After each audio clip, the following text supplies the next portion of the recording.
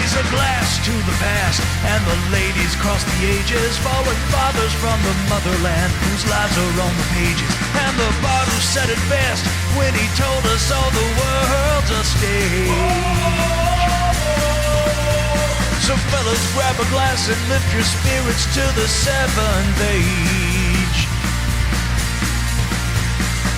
Welcome one and all to the Seven Ages Audio Journal. It's time once again to pour up a glass and to pull up a chair as we gather together right here in our very favorite corner of the famous Cross Time Pub, renowned throughout space and time, in fact. And on our minds this week, ancient cranial discoveries emerging from the cavernous earth that point to new ideas about our past. Welcome one and all, as always, joining us here in the Cross Time Pub, my cohorts, my colleagues, geologist extraordinaire James Waldo and Jason Pentrail, attorney at law. Not really. James, how are you, sir?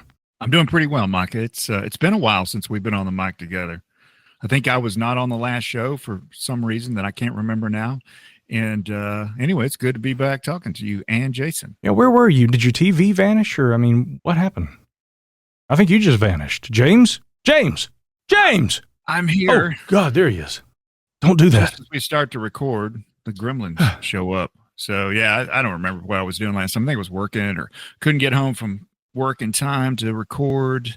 Just don't remember. He's a superhero. That's my theory.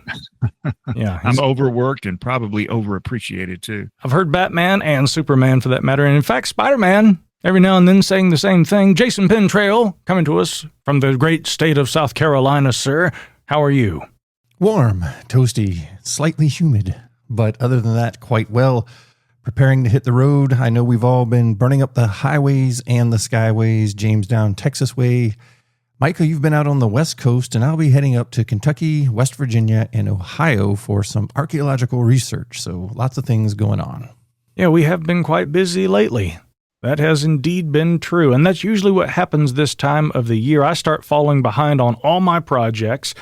Most of my team goes on vacation, and so my normal juggling ends up being, I don't know, I look like one of those characters from Mortal Kombat. Which was the one, Baraka? No, that's not him. It was the one that had the 4 arms. But imagine me with 4 arms, 7 feet tall, grimacing and juggling at the same time. That's how I feel every day doing my job. So, yeah, it's been pretty fun, fellas. And, of course, yes, it's been raining, so I guess we have exited the Pleistocene officially, and we are now entering the monsoon season around here. That appears to be the case.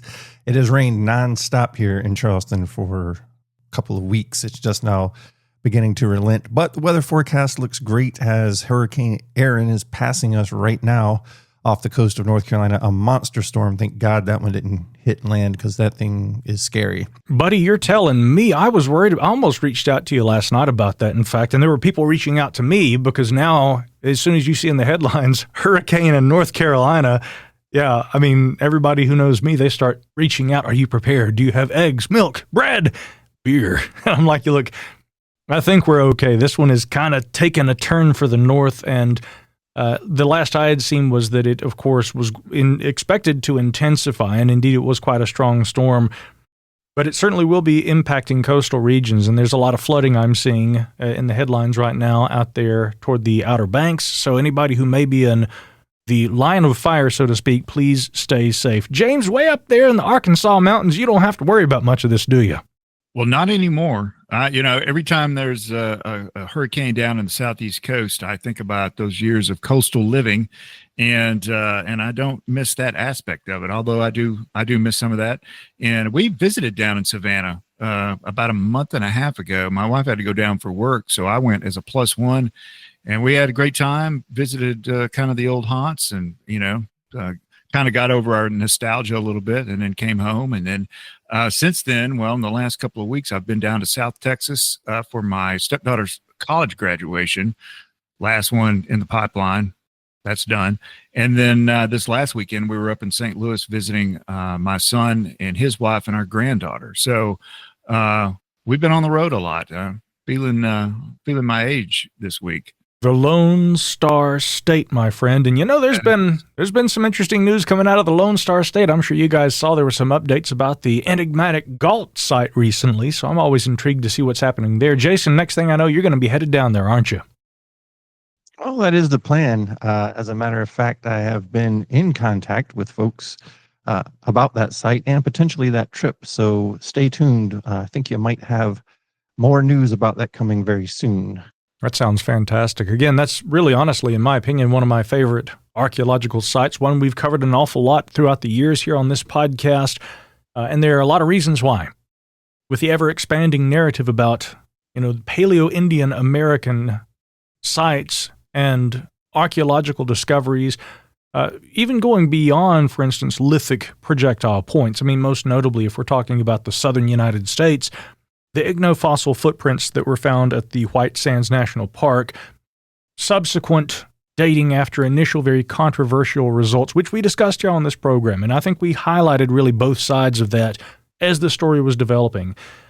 But now we've got multiple studies and some of the big names, like Vance Holliday and others in the archaeology community who have now looked at that site and said, it's just surreal to be standing there and looking at those footprints and looking at what all the science says, which is very much contrary to things that we believed at the outset of many of our archaeological journeys, not us here present, but the old guard in American archaeology, the academics.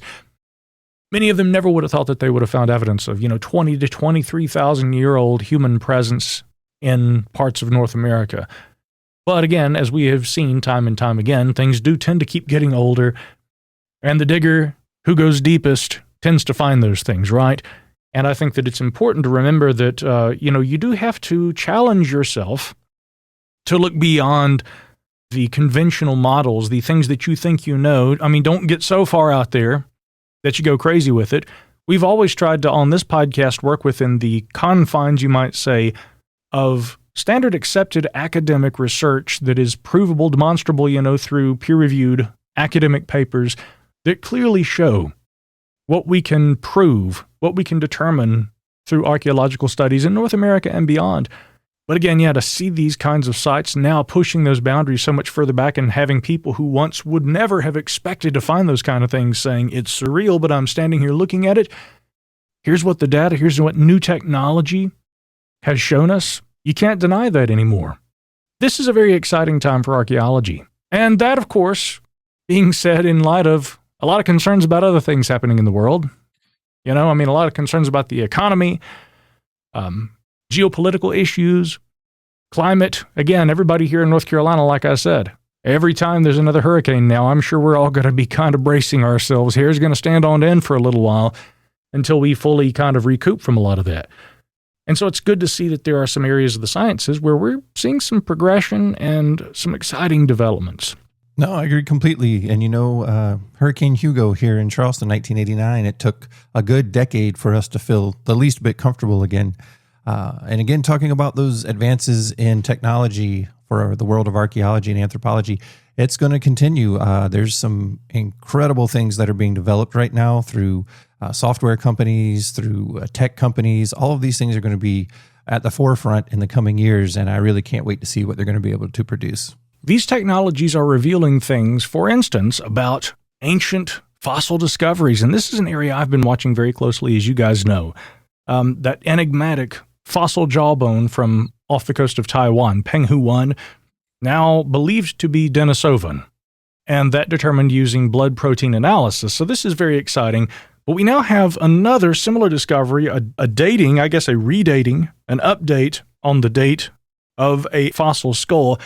And this one, the complete cranium, a really odd-looking one, by the way, that had been found at Petralona Cave in Greece.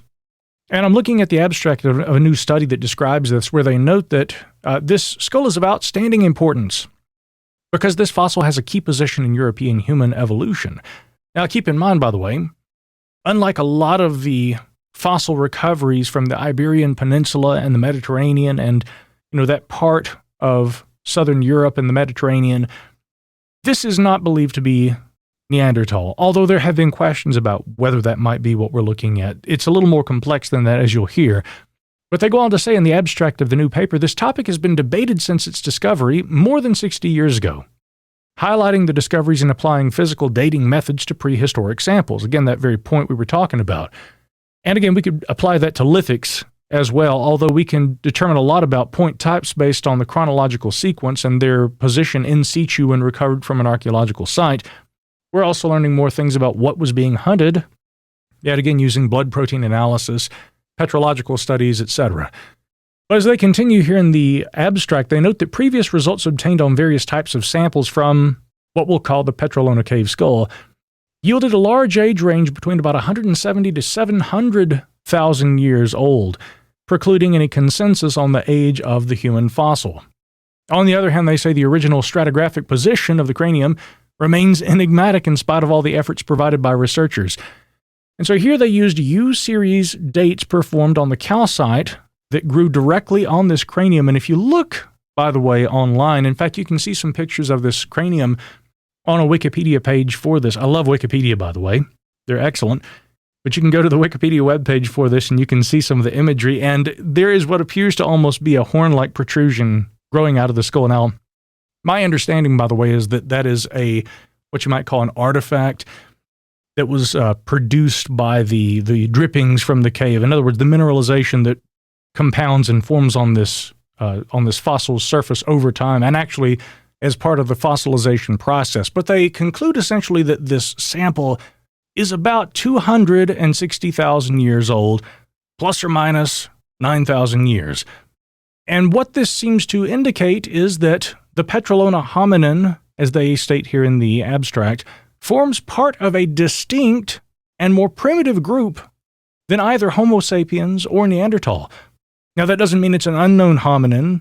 What they suggest is that it might actually be related to Homo heidelbergensis or another known variety, but it is intriguing to see that based on these dates, the likelihood is that whatever this hominin was coexisted alongside the Neanderthals in Europe. And that to me is fascinating because, again, we are beginning to see that the multi-species hypothesis has gained a whole lot more evidence in support of it over the last several decades. There was a time, maybe not all that long ago, where many anthropologists thought of things very linearly, right? We had ancestors that came before us and evolution brought us to our current phase, Homo sapiens sapiens. That's not quite exactly how it is. It's much more the case that there was a evolutionary family tree and the branches often not only went parallel to one another, but they intersected. And this is another evidence of that very kind of thing happening, retrieved from there at Petralona Cave with this cranium. Now, as I mentioned, part of what helped them date this very peculiar specimen had been speleothems and calcitic coatings that were sampled in various locations from the cave, including one that they call the mausoleum. Not hard to see why, but again, it's this mausoleum area that they call it, where that cranium was allegedly found cemented to a wall. And again, that's what I think probably accounts for the strange protrusion on the front of this skull. But in terms of the speleothems and the calcitic coatings, James, as a geologist, maybe you could give us a little insight on the formation processes behind those kinds of features. Sure. Yeah, it sounds kind of cryptic, but honestly, it's very straightforward, especially for places like Texas, where, believe it or not, there's an enormous amount of limestone and cave systems in Texas, and it's called karst topography. When you have it, sort of like Florida, it's sort of the same way, and animals and ancient humans or whatever, even modern animals and I guess modern people, if you went into one of these cave systems and laid down and died, there's a lot of water in these systems. As we know, caves have lots of flowing water, and sometimes they're full of water and the water levels go up and down, but the water that's in these caves is completely saturated with calcite, with calcium carbonate, and it precipitates out on everything in the cave. If you bring a stick in there, it's going to get completely coated in calcium carbonate, and that material is oftentimes called tufa. And so, and it's one of the reasons that sometimes people will find hammers that will, by appearance, they look like they're encased in limestone that's 200 million years old, but really it's probably only 100 years old because it forms so quickly. It just precipitates right out.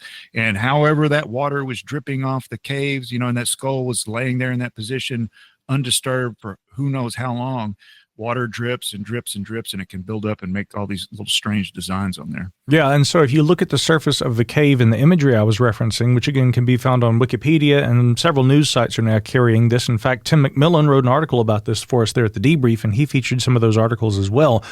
But you see what looks like a lumpy texture on the exterior, which again is not necessarily uncommon depending on the fossil formation process and the environment in which the fossils form, but especially in a cave, you're more likely to see that. But there is one photograph that seems to show this odd looking. It almost resembles a horn coming out of the front of the skull. Now, I'm sure probably in ages past people would have seen that and thought this is a very peculiar hominin. It seems to have a growth deformity. Again, my theory is that those cave drippings you're talking about actually run down the side of the cave, and they over time actually form literally like a mineral bridge over onto the bone that serves as the basis of the fossil. And as the fossil forms over time, I mean, we're talking quite obviously, based on what the recent findings show, as much as maybe 286,000 years. That's a long time for this strange formation to occur. And so by the time they recover this skull, it looks very different from how it would have looked shortly after this individual passed away hundreds of thousands of years ago. And also, I like the reference you made there to the so-called out-of-place artifacts. Again, this is a classic example, James, of misinterpretation of a little understood natural phenomena that looks like one thing, and hence people talking about the discovery of maybe a 18th century or even early 19th century hand tool that's left in a cave, and it appears to be encased in rock. There are natural processes that can cause that appearance very quickly, but again, you can understand why one would look at that and say, my gosh, if rock had formed around this tool, then how old must the tool be? Helpful hint, by the way, the stone is going to outlast the wood, and yet if there's a wood handle protruding from that, it seems highly unlikely to me that the wood handle would have, stood the test of time over hundreds of thousands of years. Yet again, there's a pretty simple explanation, and it doesn't involve the ancient out-of-place artifact in those cases. And this story is in perfect keeping with what we're going to be talking about on this episode of the show. We have returning guest, Dr. James Chatters. This time we're going to be talking about an incredible site out of Mexico known as Hoyo Negro, the black hole. This site has had documentaries made on Nova called First Face of America. There's been lots of media buzz around it. It has a beautiful website that accompanies it. But Dr. James Chatters has been one of the lead researchers on this site for over 15 years at this point, or almost 15 years, doing an incredible amount of work. It has produced multiple new species of unknown ground sloth, all sorts of animals that we didn't know were in that part of the world at that time, and most importantly, a almost 13,000-year-old female skull. So again, in keeping with what we were just talking about with that previous story, this is really going to highlight some of the earliest known human remains and some of the most complete human remains that have ever been discovered. That's fascinating. I'm always so excited to hear this sort of stuff. And by the way, we didn't plan this, ladies and gents. The story I picked out, I had a little bit of knowledge about what Jason might be wanting to talk about this week. But again, I picked this story out independently, and we came together, and he even mentioned, he said, Did you know, sir? No, we were just on the same wavelength, I guess. Speaking of which, I know there are quite a lot of folks on similar wavelengths over there in the Cross Time Pub and keeping up with the lovable Seven Ages Green Dragon Book Club. Jason, what's been happening over there? So as usual, we've been producing more content. We've just had a new episode of Cross Time Pub come out. We've also had a brand new episode, the first of our new book, which is The Jewel House, Elizabethan London and the Scientific Revolution. This is the newest book that we've kicked off. James, I think this would be an excellent one for you to jump on board with. Your comments would definitely fill out the conversation, to say the least. So we're hoping to get James back over there on board with the Green Dragon Book Club, but that's just one of many podcasts. There's 4 different podcasts that we offer there on our Patreon, which you can find in the show notes for each and one of these episodes. And so with all that being said, it's our honor to present a brand new interview with Dr. James Chatters here tonight on the Seven Ages Audio Journal.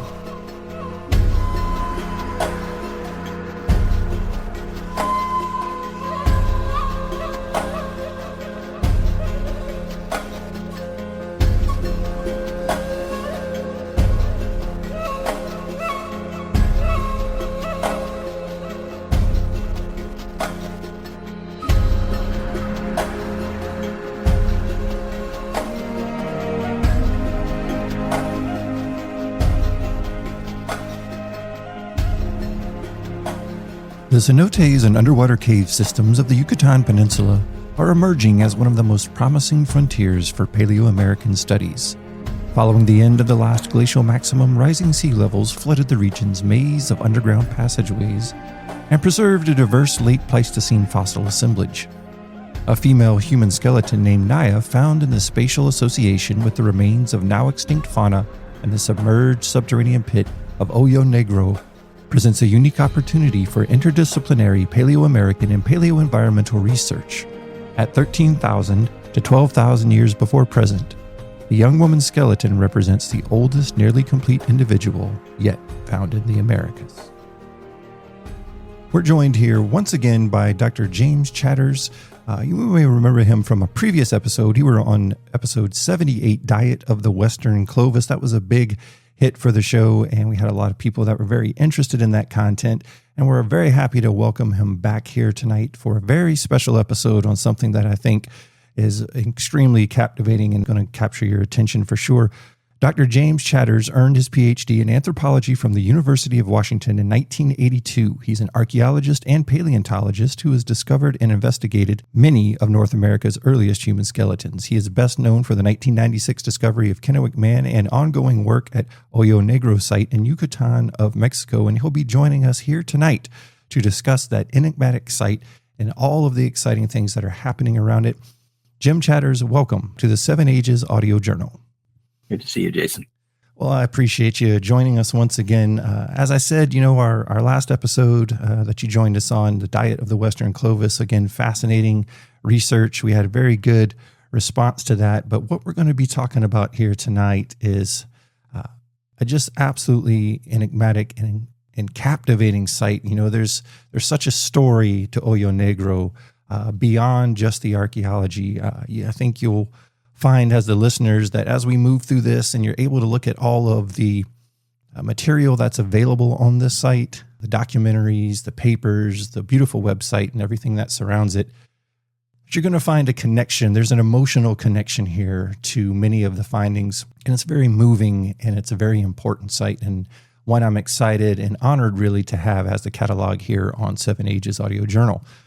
So with that being said, Jim, I want to begin by, obviously at the beginning there was a discovery, but this is outside of the realm of how archaeology is normally conducted, and certainly there's some innovations that had to be put in play here for this to happen. But let's talk about the cenotes and the underwater cave systems that are found in the Yucatan Peninsula, and we'll begin there, and that will kind of set up the story that we're going to get into tonight. Well, the eastern Yucatan Peninsula is riddled with caves. The peninsula itself is largely a limestone platform. Limestone dissolves easily, particularly in acidic tropical environments. So there are extensive cave systems there, and they're almost entirely underwater now. They were exposed to the air back when glaciers covered much of the northern hemisphere and took a lot of the water out of the oceans, dropping sea levels by as much as 120 meters below what they are now. So we worry about 2 feet of rise. Imagine what it was like when the glaciers were melting. But those extensive cave systems have become a playground for explorers, specifically cave diving explorers. They have thus far mapped more than 1,600 kilometers, which is about 1,000 miles of cave system. And the number is increasing by the day. So they're very, very extensive anastomosing network-like channels underwater now. And often in those caves, people will find bones, bones of large animals, bones of ancient Maya people, bones of people who seem to be pre-Maya. But back in 2007, a group of divers who went by the name of the Tulum Speleological Project had been invited to come explore some caves that a property owner wanted to see if he could commercialize. So they were out exploring the cave that they were invited to, and then they took it on themselves to let's see if we can extend the map that was made a number of years ago by one of their colleagues, Mike Madden, one of the cave diving pioneers out there, but one of the caves that he'd been exploring called Outland.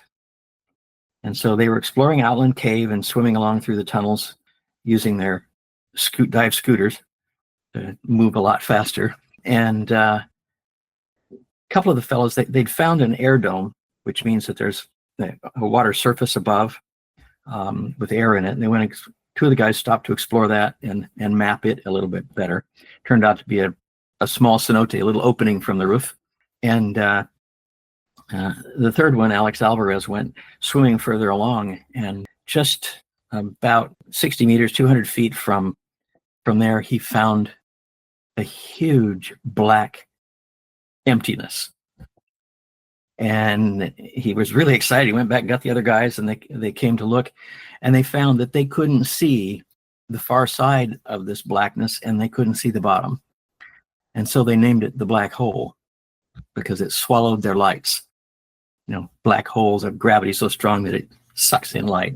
So they weren't able to explore it then, but they came back a few weeks later and explored it. And when they got down to the bottom, they began finding bones of large animals. Lots of them. They were just exploring what turned out to be the bones of a gomphothere, which is an elephant-like animal. And right next to that, there was a human skull. So that's how the story began. They reported it, they kept it secret for 3 years because they didn't want others to disturb this place, to destroy it. And then they were persuaded by another of our colleagues, Dominic Rizzolo, who's at UC San Diego, where the website is, to report it to the authorities. Ultimately, the authorities, the head of underwater archaeology at that time, Pilar Luna, invited me to come work on the human skeleton. So that's how I got involved in it. But then we began the project of exploring the site and studying it in detail in 2011. And what an undertaking that is. Now, I want to make sure everybody knows right here from the beginning that there is a PBS Nova special called First Face of America. That's season 45, episode 4, where you can see Dr. Chatters and many of his colleagues working on the site. That's going to give you some great visuals for what he's describing here, which, again, as you're moving through these areas, they're often tight and dark. And then when you do get to that black hole, it's frightening. It's for someone who doesn't like tight spaces like myself, and also being in that environment, it is otherworldly to say the least. But that is something that you can access to get a visual of what Dr. Chatters is describing here. So these initial discoveries are made. Tell us a little bit about your feelings when you get that phone call or that email that says, Dr. Chatters, this is what we found, and we would like you to be involved with this. Well, I was at a national conference, actually. And the company I was working for at the time had a booth that was right across the National Geographic booth. And a fellow that was working there, who turned out to be Dominic Rizzolo, came over and began talking to one of my co-workers there and asked him if he would share some pictures with me, because they wanted to know if I would, look at them for them. And so I looked at the photographs and saw that, the gomphothere bones and the, obvious proboscidean giant animal and giant ground sloth bones. And then there's this human. And I could see, because her skull was upside down, that there was enough to know that it was female and in her late teens. And so I said to him, once I met Dominic, do you know if anyone told you what you have here? And he said, well, no, we've been trying to get somebody to do that. And I said, well, you've got around late adolescent, early adult human female here, and these other animals are all extinct. And he said, would you be interested in taking responsibility for the human skeleton on this project? And I'm going, hell yeah. How often have we seen human skeletons along with those of extinct animals? Never would be the answer to that question. So 2 weeks later, I gave my retirement notice from the company I worked for, because I knew it would take a great deal of time if I was going to go into this. And that turns out, yes, it does take a great deal of my time. It's consumed about a third of my time for the last 14 years. So. Yeah, but what a problem to have, right? Yeah. A good problem, to say the least. Yeah. I think it's so interesting. It's sort of that right place at the right time mentality. But, you knew what you had. So I can only imagine that your thoughts are racing. So as you're putting in that retirement letter, you're beginning to get all your ideas formulated. How did you feel? Like, what was going on inside of you? The excitement, the adrenaline. Kind of give us a insight to what does that feel like when you're preparing for something like this? Well, what I had long wanted to do was to stop my work in the consulting field. The way I put it is stop chasing money, and devote my time to pure research, which is what I'd always wanted to do as a university person, but never could land that university position. In my age group, there were relatively few available. I'm toward the end of the baby boom wave, and the front part of the wave picked up all the jobs. So it was pretty sparse. But I'd always wanted to just do research. And here was an opportunity to do research in the kind of thing I wanted to do research in, which is late Pleistocene animals and the humans associated with them. So it was a pretty exciting opportunity to do what I had been dreaming of doing. And it has turned out to be even more exciting than I thought it would be. Yeah, I could imagine so. The number of new discoveries we've made on this project is just staggering. First of all, Hoyo Negro is a huge pit. It's a great big dissolution chamber, the roof of which has collapsed. And it's connected at the top to 3 big tunnel systems that kind of meet right there at the pit. And the pit at the surface is between 35 and 43 meters in diameter at the top. So it's 120, 130 feet in diameter at the top, but it expands to 200 feet in diameter at the bottom. So it's a huge bell shape. And at the shallowest end, it's 28-meter drop, or close to 100-foot drop from the rim of the pit to the floor. So it's a long way down. And when you're at the rim, and I've had the opportunity a number of times now to be at the rim looking down, is the divers down at the bottom are these ants swimming around. So you get a sense of how big this thing is. And it's nothing short of spectacular. Looking at this huge, huge chasm. We've been able to light it up in certain ways and photograph it with what's called painting with light. We just have a long exposure and run the light around the room and just get this beautiful gallery. But the floor of the cave has the bones of many animals on it. We have so far documented on the floor of the cave, 22 species of animals, mostly mammals, all but one. And more than half of the individuals of those species are extinct animals. So we've got altogether between the nearby tunnels and the floor, we've got over 60 individual animals of 23 species, because there's another species in the tunnels that isn't elsewhere. They include 8 species of extinct animals. The gomphotheres, which is the smallest of the elephant-like animals in the Americas. It's called for some reason called the Highland gomphothere, but here we are in the lowlands with it. But it's got straight spiraled tusks, so they twist it as they grew. Kind of distinguishes it. About 8 feet high at the shoulder, so a little one. And we've got 4 kinds of giant ground sloth, 2 of which are new to science, 3 of which were actually new when we began our work. It's just someone else named the third one before we realized we had 2 different species of that lineage in our cave. But 4 kinds of giant ground sloth, and the largest of which are on the order of a ton in weight. So they're not small animals. Gomphothere would be about 3 tons, so give you a sense of the difference there. We have saber-toothed cats, extinct short-faced bears, South American short-faced bears, not the giant ones of the north, but the smaller ones of the south. An extinct wolf species called Protocyon, and saber-toothed cats. So we have that, and then we have pumas and tapirs and peccaries and skunks and porcupine and lots of different kinds of animals in there. So we have this whole menagerie of creatures that are present in the caves. What we're missing, about the only thing we're missing, is a couple of animals that would never go into caves willingly, on purpose themselves, horses and camelids, the ancient llama species. We don't see them, and we don't see the glyptodonts, but that's about the only thing we don't see in there that would be a major part of the local fauna. And the largest of giant ground sloths that wouldn't have gotten in. So we don't see them, Eremotherium.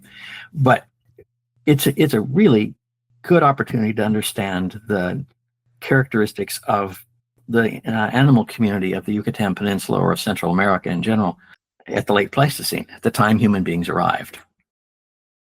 And then we have the human being too. Of course, yes. We get to look at both parts. Indeed. So, as you said, what more could you ask for, right? So you fly in, you land, you get out to the site, and I know that you've had all this information coming to you, but how do you begin to address a site like this? So you've taken us through some of the incredible findings and some of the approaches that you use to document these, but I mean, it seems to me that in such an environment, there would almost have to be new inventions or new ways of doing things. Had you ever dealt with a site quite like this before? I'd never had anything to do with anything underwater before. I wasn't even a diver at the time I started. So my first season out there, which was in December of 2011, was a real eye-opener in a lot of ways. But the first thing I noticed about it was, God, it was hot. Oh my God. We're in the jungle and there's no air movement. So it gets really, really hot and really stifling can be. But the divers would go in and they'd take pictures and come out, and I'd look at the pictures on the back of the camera. That was the extent of what I could do. That was my view of the thing, was what the divers took pictures of on the bottom. And I remember being super excited that when they came up with one of the photographs, and it was a macroevolutionary cat, and macroevolutionary are the saber-tooths. And so I could see that we had one of that lineage. I couldn't tell which one at the time, but that we had one of that lineage. And so that was super exciting. A complete skull, which for the late Pleistocene was not known from Mexico prior to that. We had no complete skull of the saber-tooth. So you're working very, very remotely that way. And so the challenge from then on has been to make it possible for non-diving, or at least non-cave diving, or non-technical cave diving, that means deep diving, scientists, to get them access to what's in the cave without just having to bring every piece out. And so what we've developed over the years is, the first thing we were doing the first year was we were just trying to get a 3D model, take a series of pictures from which to make a 3D model of the human skull. Because our original intent was just leave her there, study her in place, take a sample, a couple of teeth to determine her age, maybe get some genetic information about her, which we did in both cases. And we published on that in Science in 2014. But that was sort of the goal, was, how old is she? And let's get a 3D copy of her so we can study that. And so we were beginning with 3D work, but the 3D has expanded. The capabilities have expanded. The software that makes it possible to do three-dimensional modeling, the 3D scanners, and in working with UC San Diego, where Dominique had moved to by the time we got farther along. He was with a different institute when we began, but he's in part of an organization that does a lot of high-tech approaches to various kinds of study, including cultural heritage. And so they do a lot of 3D modeling. And he produced, so what we do now is, Vid Petrovich, one of the students there at UC San Diego, developed a model, a platform, digital platform for that put all the models together. So we'd have we made a model. The divers took 1,000 pictures of the cave, and we have a three-dimensional model of the pit and the caves that enter it. And then we have three-dimensional models of every group of fossils that have been found on the floor of the cave. And that has been then patched into the larger cave model. And so we can swim around and look at the different spots in the cave. We can study. I can go in and I can study a skeleton that is deeper than I have the dive certification to go, and really at my age, the vascular system good to go that deep and spend time down there. So I can spend my day studying something that's, say, 150 feet below the water surface without putting myself at risk. And I can actually see it better than the divers can see it in person. Because if you think about it, they're down there with flashlights. I've got this three-dimensional model that's been taken with high-resolution photography with flash bulbs from all different angles. And so I can look at it 100% in 3 dimensions, and we can look around and under things. We can measure them with this model. We can take a bone out digitally and go and compare it to another bone that's someplace else in the cave, put them next to each other and see how they compare. All these different things we can do with 3-dimensional modeling. So it's been a huge, huge advance from I get to look at pictures on the back of a camera to I can now go into my computer here in my own desk here, and I have a modeling computer here to work on it with, and study the model and do whatever I want to do with it. We decide if we decided we want to collect a part of one of these skeletons. We then go in and decide which pieces are we going to take out. We measure them. We look at the order in which they're laying, like pickup sticks, and we decide what order they're going to be collected in. And those go into a dive card. They're numbered. The numbered dive card is keyed to boxes that they're going to go in. The boxes will have shapes cut into cushioning material for those specific bones, especially with Naia, the human skeleton. We did it that way with every piece went into its own form-fitted space in the collection box. But it's given us huge capabilities that otherwise we would not have had. And we've taken 3-dimensional modeling even further when we have collected specimens, we 3D model them. The specimens themselves stay in Mexico, and I can come back here and I can make copies on my own 3D printer and study the copies. I can even measure them, and the measurements are accurate. Wow, that is incredible. So much talk about technology and the goods and the bads, but I tell you, to be able to do something like that is really the future of archaeological research, to say the least. That is truly incredible. Dr. Chatters, something here that I think everyone can connect with is the excitement, the tension, and this is so palpable in the documentary as you see that cavern open up and you look into those depths. You can feel the adrenaline. But before we get to more of that, I want to introduce officially Naia. So we've talked about her and we've described a little bit of her discovery, but why the name? Who is she? And let's talk a little bit about her story, because I think at the heart of the documentary and the heart of the research, her story is front and center. Right. Yeah. Naia is definitely the star of the show. Well, when we first began, obviously the reason for the excitement and the interest in the site from the National Institute of Anthropology and History was the human being, because the anthropology is all about human beings. And the fact that she was associated with extinct animals suggested that she was contemporary of the extinct animals. So we wanted to investigate those possibilities and learn what we could from her. The skull was clearly complete.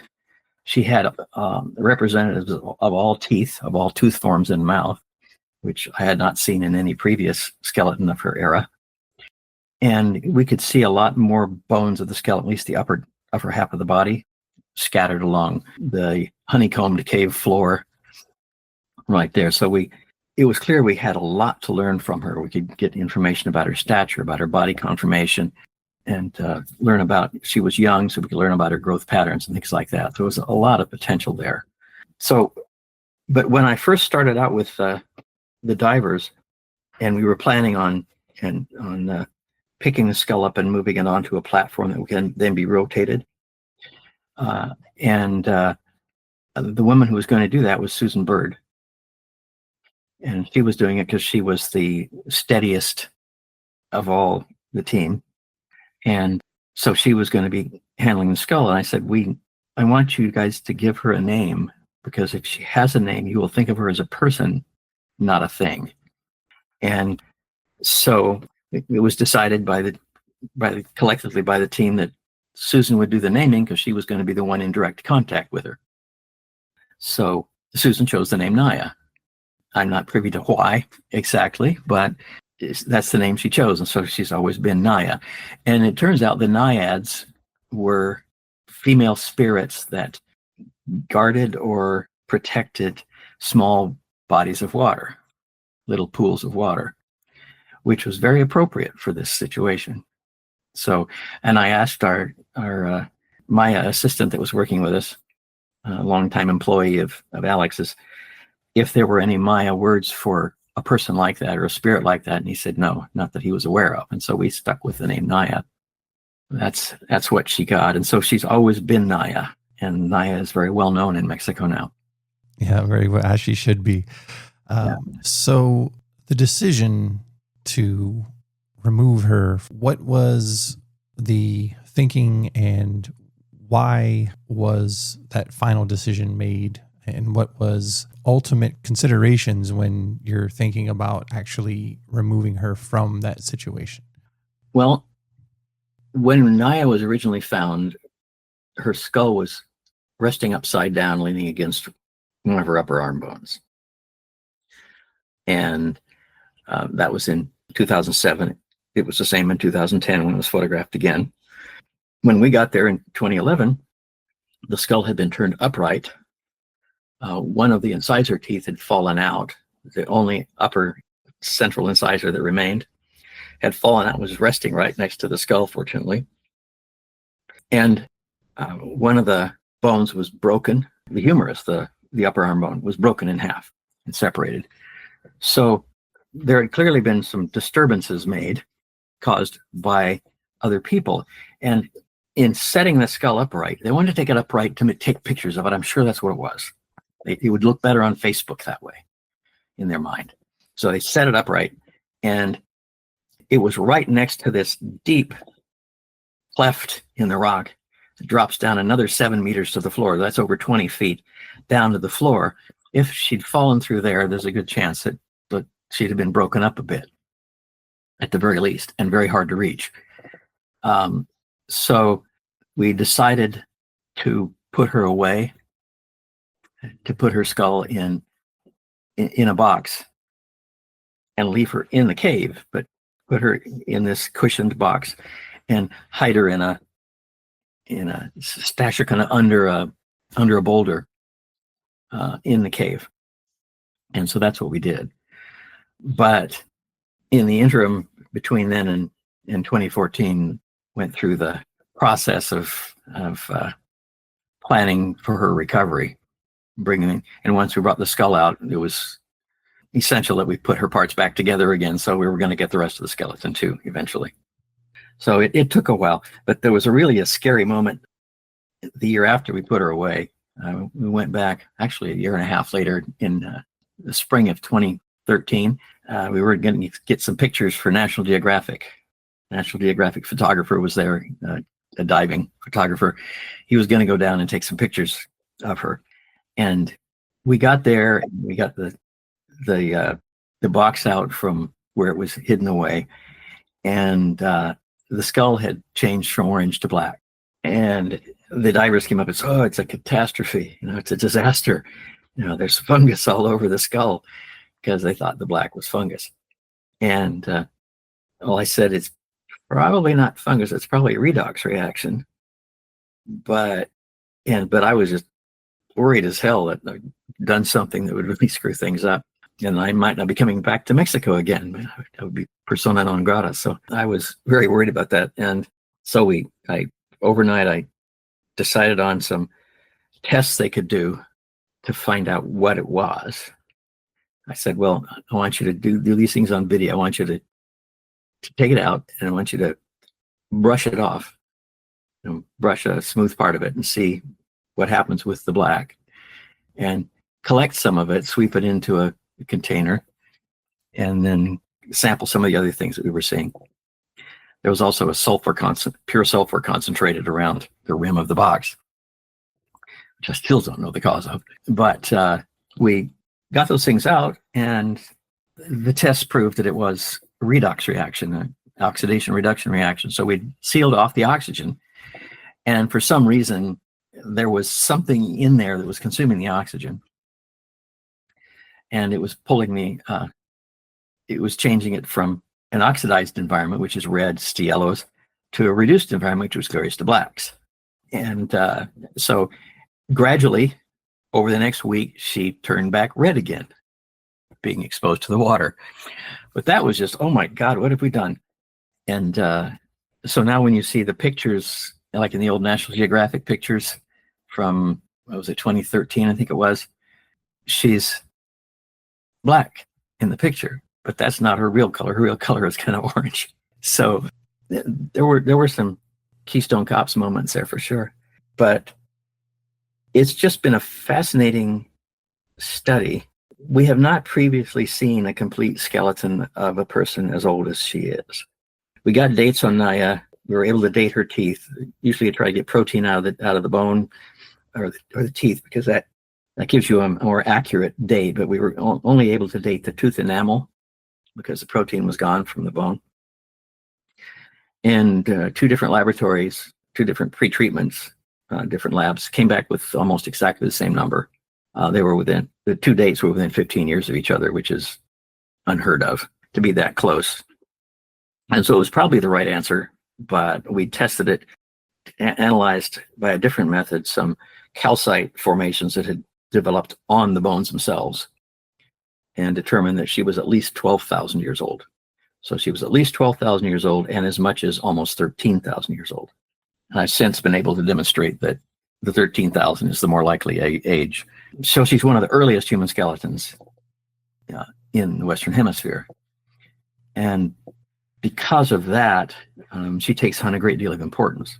Oh yeah, I mean it's unheard of. It's unique in the world of archaeology, and there's a portion, Dr. Chatters, in the Nova special where she's going down to be recovered. Now, what we see in that video, is that her prior to being taken out of the box and repositioned? So that's when she's coming up to the surface for the final time. Is that correct? Yes. Okay. Right. She's being moved from a temporary storage. We had them actually in open. When we took her out of the box, we put her in an open glass bowl with glass pebbles underneath to kind of cushion it. Mm-hmm. Glass sand, so to speak, little balls. But so she'd been exposed to the oxygen for a year plus by that time. So, or almost a year, I guess. So she'd turned back to orange long before. But then we put her in another box to bring her up. Right. And I believe that's what's captured in the Nova special. So, during that portion of the documentary, the tension is there. And it wasn't even so much for the production quality. It was more, they kept panning the camera back to you. And on your on your face, you can just see, like in your neck, in your head, you can see the tension. What was going through your head during that process when you know that they're going down there to bring her to the surface? You could just see it written all over you, but what were you thinking at that time? Are we going to be able to get her out whole? Is our action gonna break her up into little bits? And it's all, you do the best planning you can. It's set up to, we had the 3D copy of her skull that was made from photographs, right? That was, we knew it was a little off measurements wise. So I'd scaled it up to the actual measurement and printed it, scaled up. And I scaled up the base of the skull, or the top of the head. So to make a base to cushion, to a cradle to put her head in, and lined that with a soft material. And then it was a little bigger than her skull, so there would be space. So I lined that. And then I had found this fiber batting material that proved to be neutrally buoyant in water. It means it didn't float or sink. It just hung there in the water, which has turned out to be really, really handy for the divers. But it would provide slight pressure, at least friction, but not very much pressure on her palate to hold her in place. We put the lid on so her skull would not move around in the box on the way out the extremely rough jungle roads to get to the highway. And we had to have a box that would not allow water in, had to seal off and not allow, airtight, which means watertight, so that no air would get in once it came to the surface, and create the opening that allowed the water to slosh back and forth and serve as a hammer to break the skull up. So all those things were part of putting it in, but then bringing it out in the box and seeing were all the parts still there and intact was the big moment. And I think it does capture that, doesn't it? The video. It does. It does. But God, it was a year of planning coming down to that one moment. Yeah, and even as she exits, this dark pit that she's been in, and it makes it to your hands, you can just see that.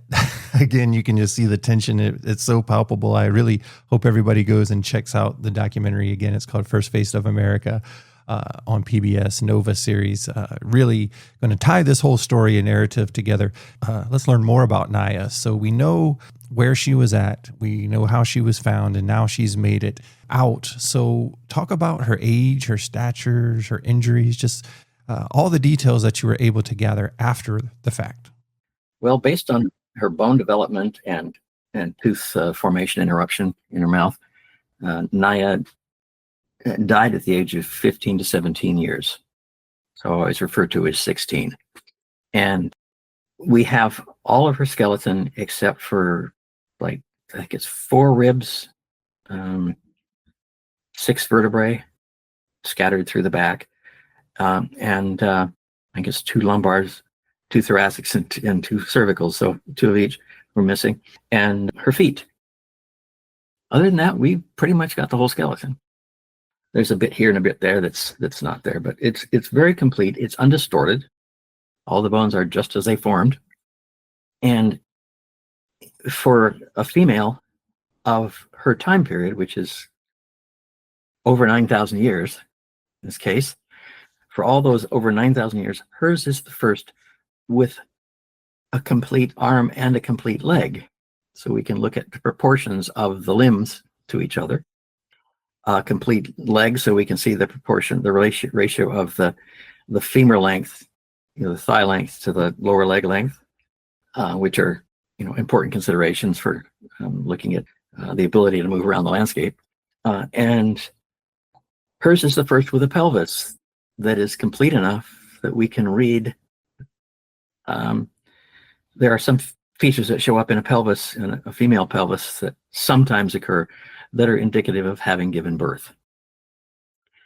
So those are things that we'd never been able to look at before.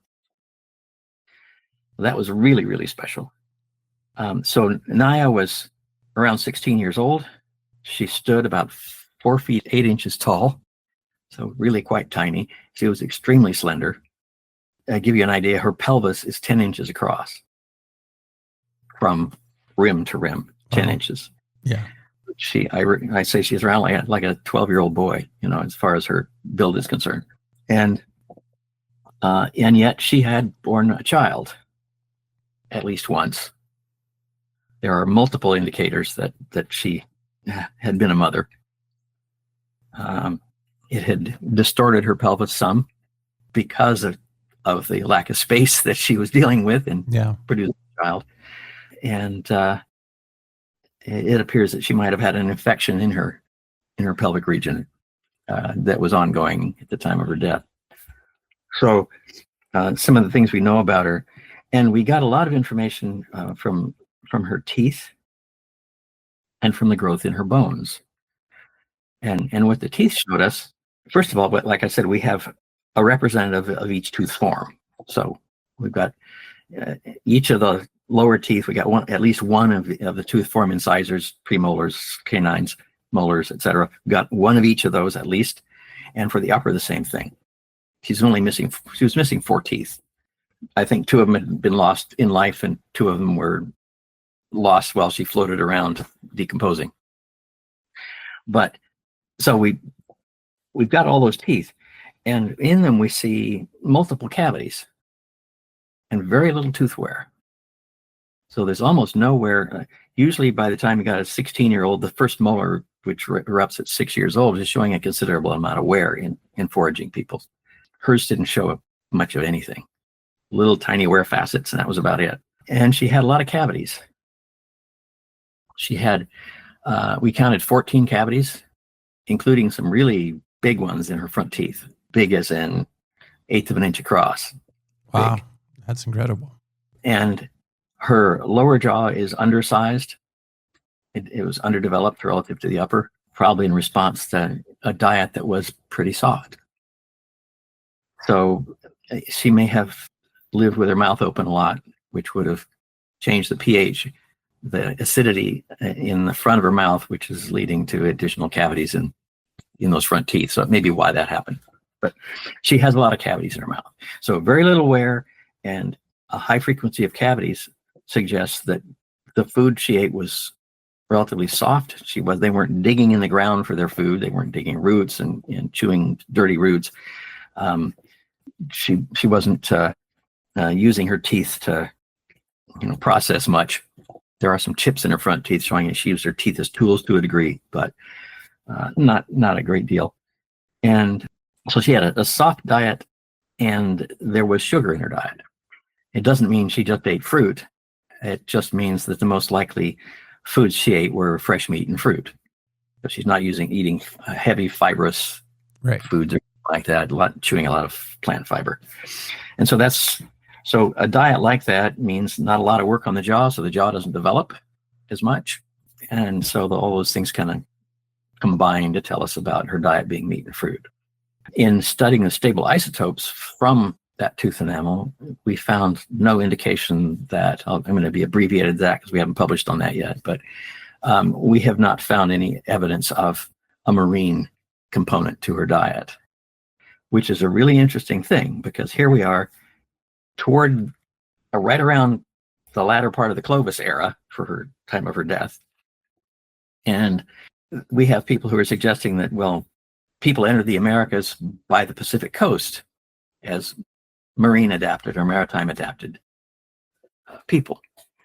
And here we have one of our earliest people where we can see what her diet was, and there's no marine component.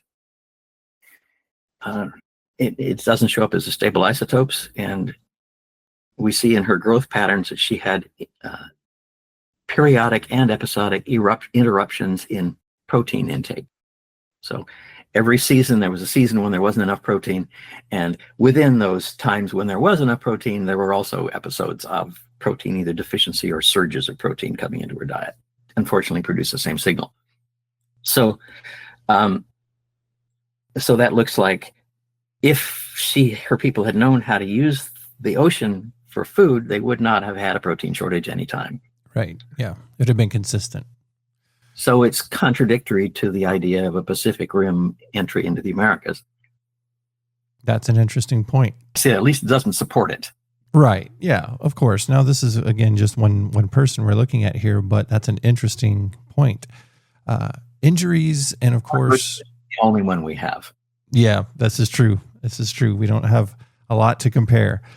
So injuries and the cause of death. Now, we, again, have to keep in mind that at the time, this was a dry cave system of her time, that is.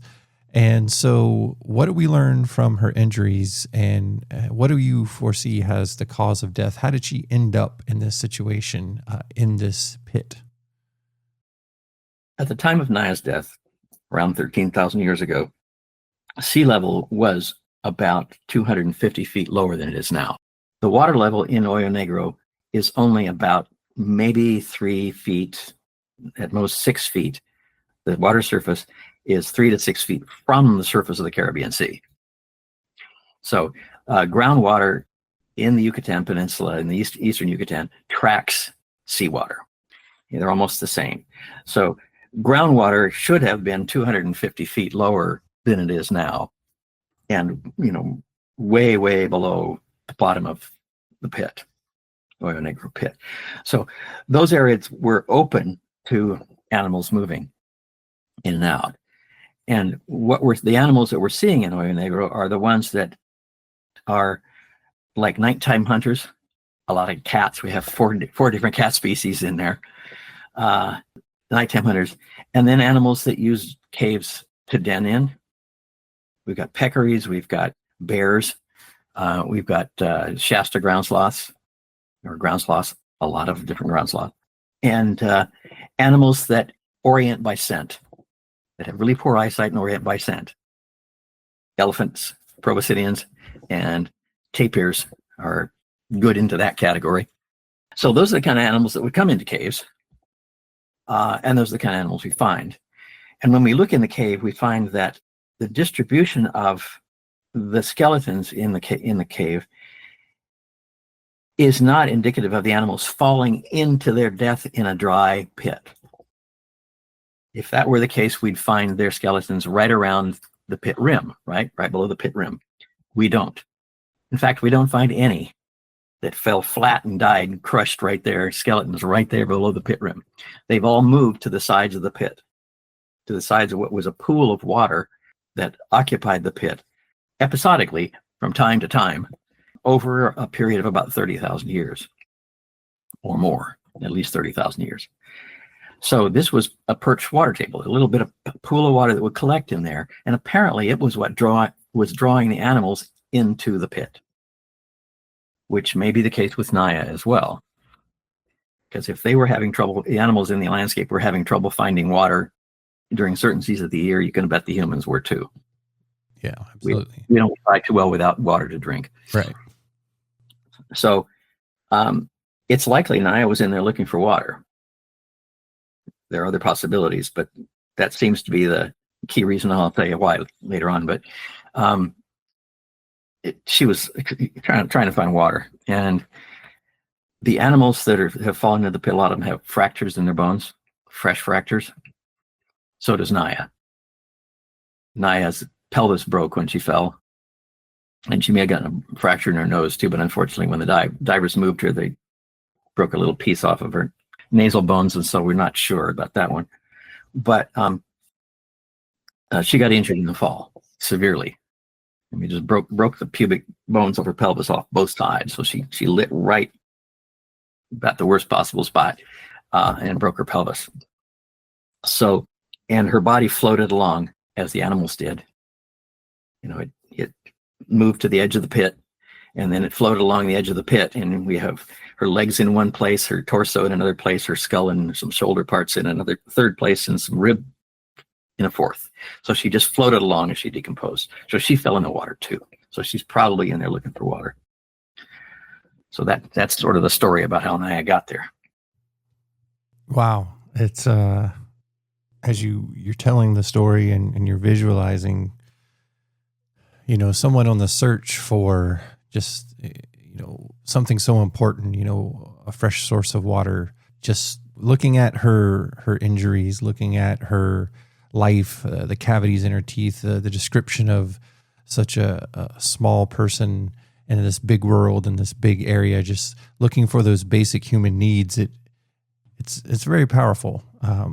It's an emotional response, and it's something to really consider. And I think one of the reasons why this site is so important is it connects to those basic human needs of just, you're rooting for her. She's just trying to make it. She's just trying to get the basic needs of life. And there was something else that was found that I understand was pretty obvious, which was a spiraled fracture on the outer bone of a forearm. So tell us a little bit about what could be the cause of that and what you've learned since then. Well, spiral fractures, and forearm spiral fractures particularly, are when you're doing a forensic examination, those are things that are red flags for abuse in in women and children particularly, you see them. So it's suggestive that she had had a less than always positive relationship with somebody. But she also, as I've subsequently learned when we found her second rib, she also had a broken and healed second rib on the same side. It's kind of hard to break a forearm and the rib at the same time, so I'm not sure what's going on there, but it looks like she had been roughly handled at some point in her life, probably during her middle adolescence, because the bone length is not affected by very much. It wasn't offset very much, so it looks like a fairly recent to her death kind of injury, but we can't be certain of that. But between the combined thing of physical abuse and early motherhood kind of make you wonder about the status of females in the society that she was part of. Certainly. Yeah. Those are indications of a part that you wouldn't necessarily expect to be able to glean from a situation like this. But that forensic investigation is just as we see in modern crime scenes, it's our integral part of the process. So the fact that that's able to be done and these logical conclusions to be come to is again fascinating, and why this is such an important site. Now, as research continues, I know we're certainly not done at the site. Many things have been developed here on the Hoyo Negro site as far as ways to push archaeology, anthropology forward. You've mentioned many of them. I want to give you the opportunity to talk about the future of the site. Like, where does it go from here? What do we see happening in the coming years? And is there any indication that there may be other such assemblages of fossils and bones such as Naia in that general area? Well, I'll start with the last, because I think that's kind of an important piece. Bones are common in the caves. Not every cave, every stretch of cave has bones in it, but I just asked our colleagues at a local NGO I also work with in a similar capacity, and how many fossil localities are present in the caves that they've been mapping. And the number comes in like 150 or more. So, and I know it's well above that. But none of them are collections of bones. I mean, there are scattered human skeletons. There are scattered, especially tapirs and pumas, are particularly common. Giant ground sloths of the Shasta ground sloth species are quite common. They're one of the most common things I see, but they're widely distributed. They're not concentrations like Hoyo Negro, and so they don't have that. And you often see them around rimstone in the pits, which means they're being drawn by water in these little temporary pools that form in the bottom of the cave. So the water comes into play again. But we're also finding a lot of evidence of human activity in the caves. We have thus far many locations where people were going in and mining ochre out of the cave floors. We published on one of these several years ago. We were working on it around the time of COVID, so it came out one of those COVID years. I don't remember which one. And one of those mines extends, actually two of them now extend for like 900 meters in the cave. So for those who are not in the metric system, that's like half a mile. So they're very, very extensive. And they were breaking up the floor of the cave, piling rock up and digging the ochre out and breaking up some more and piling it up. And they're just breaking off stalagmites and using stalagmites for hammers. We're finding a lot of that activity, and it dates from 10 to 12,000 years ago. So lots going on in those caves. And when we have all that activity in the caves, the only artifacts we have so far are hammers. We've got some pieces, I got a couple pieces of stone that have chips taken off of them, but not like a tool would. It looks like in some cases they're using flowstone as cutting tools. It's the hardest thing available. So they're chipping flowstone out of these stalagmites. But we have no Paleo-Indian sites on the surface. So we don't know what Paleo-Indian culture this affiliates with. It's a bit of a challenge. So that's one of the challenges for the future, is finding out. We have a project going on right now through the NGO I mentioned, SINDAC, it's called, Center for the Investigation of the Quintana Roo Aquifer. But we have a big project studying these cave mines right now.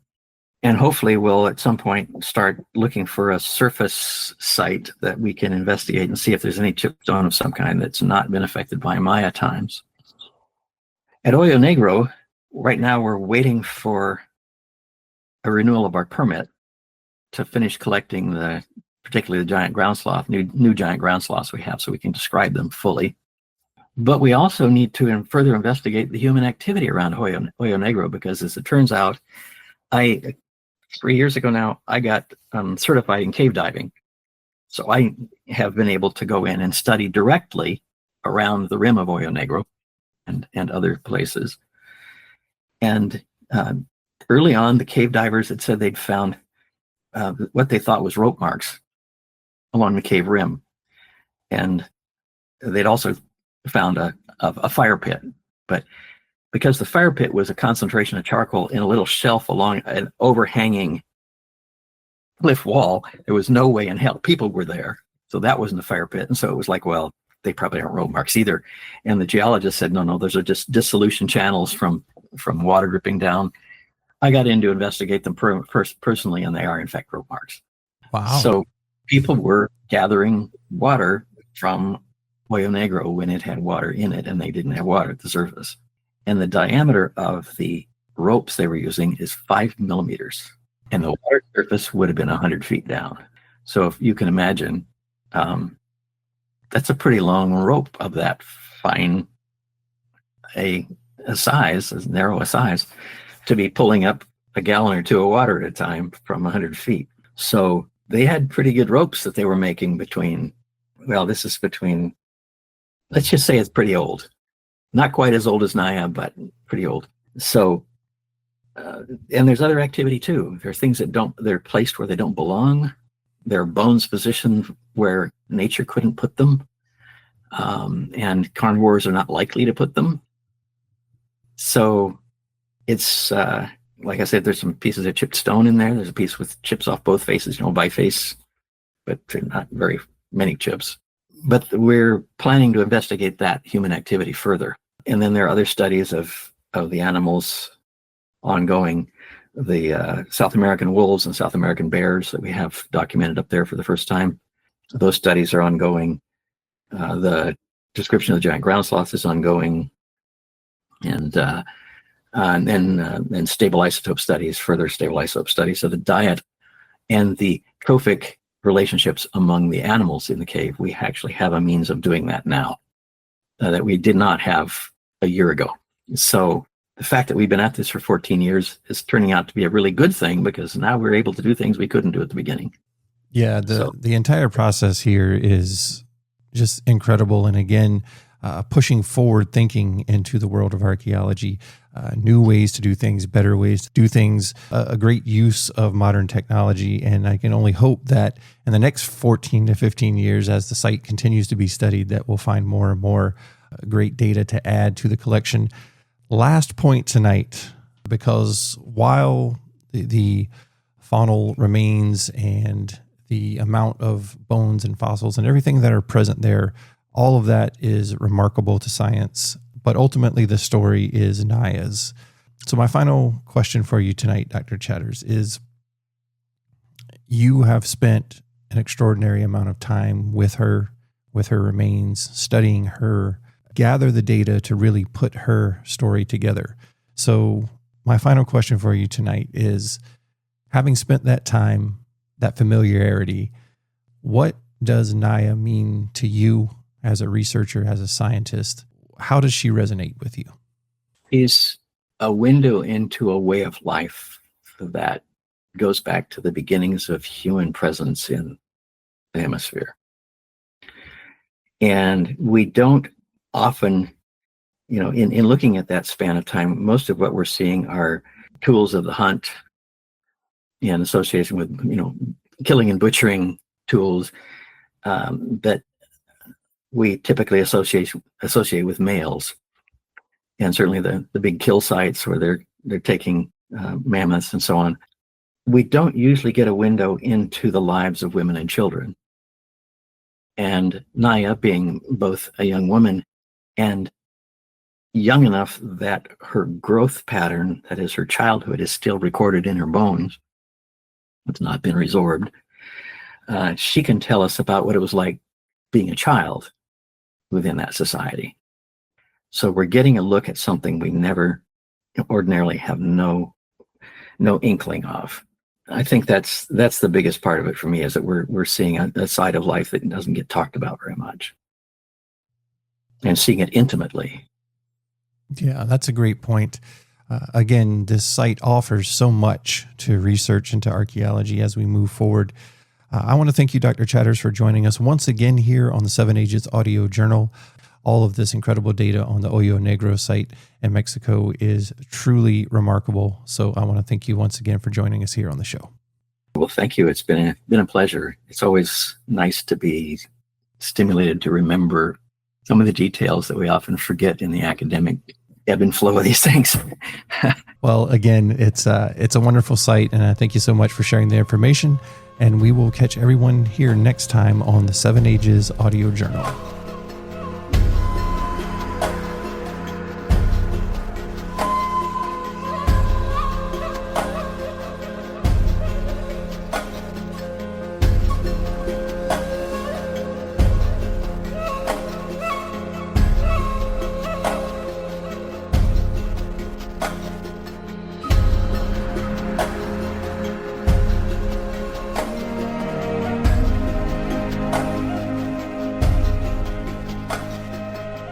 Another excellent discovery that helps to contextualize the mysteries of the past. And of course, looking at some deep history there, as Jason is apt to do. Thank you again for your diligence, sir, in always bringing such interesting stories to the proverbial table. But while we're sitting together here at the Crosstime Pub, I thought I might pull out an old chestnut that the two of you would remember and enjoy, in fact. Odd bits of history. This week, we're looking at Napoleon's most unusual defeat. Did you know that Napoleon had a bit of a run-in with rabbits once? No, do explain. Yes. As we know, of course, history is full of odd little stories, but some of the strangest, in my opinion at least, involve military leaders who have been bested by animals. There are a surprisingly strange number of these. This story dates back to July of 1807, when Napoleon's chief of staff, Alexandre Berthier, arranged a celebratory rabbit hunt for the emperor. Hoping to impress Napoleon, Berthier invited him and his entourage to a private park in Paris and prepared this great big breakfast that everybody's going to enjoy. And, of course, at that time, a popular dish was, I guess as the Germans would call it, Hassenpfeffer. They all liked rabbit, and so he wanted to make sure that the hunt was stocked, and so he orders 1,000 rabbits to be brought in for the occasion. You might see where this is going. Well, there was a bit of a problem. Instead of wild game, the supplier had delivered tame, hutch-raised rabbits. Far from being afraid of the humans that were going to be hunting them, these tame rabbits were hungry, and they were also accustomed to being fed. So when the rabbits are released into the park, the hunt begins as expected. Everybody's excited to get out there and go after these rabbits. But then, instead of scattering in panic, they start regrouping and they charge straight at Napoleon. They're hungry, damn it, right? So a bunch of rabbits are charging at the emperor. Witnesses recalled the bizarre sight of hundreds of rabbits reportedly rushing Napoleon, swarming his legs, and even climbing onto his carriage. I'm sure he was really thrilled about this.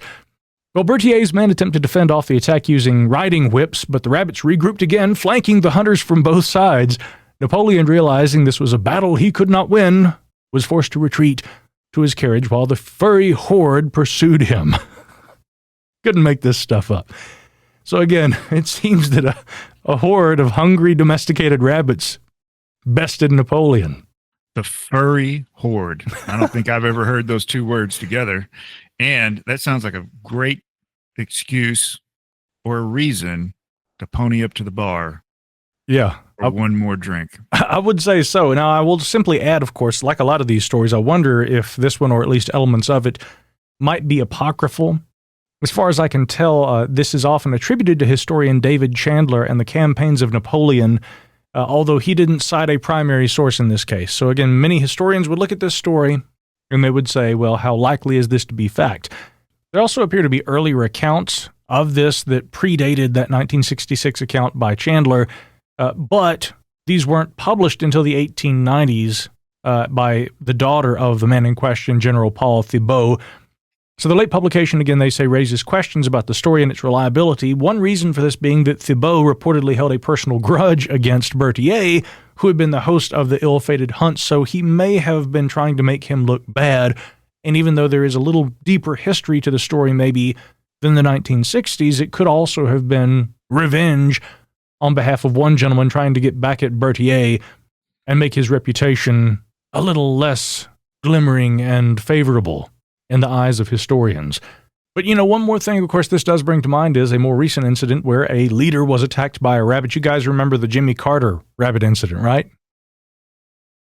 No. Oh, can't really? say that I do. Yeah. So it turns out this week I am a expert on the history of rabbits attacking rulers and leaders. Yes, on a fishing trip, apparently Jimmy Carter, there are actually photographs that documented this. So, this one was known to happen, but Carter's out there in a pond bass fishing, and at one point a wild rabbit starts swimming across the pond, comes up to his boat and starts trying to get in the boat. And so Carter's freaking out and he's using his fishing pole to try and keep this rabbit away, but the rabbit seems to want to get out of the pond and is trying desperately to get onto his boat. And so Carter battles the water rabbit to try and keep it from invading his boat. This one was actually documented on film, and we know that that actually happened. So yes, James, I will drink to that.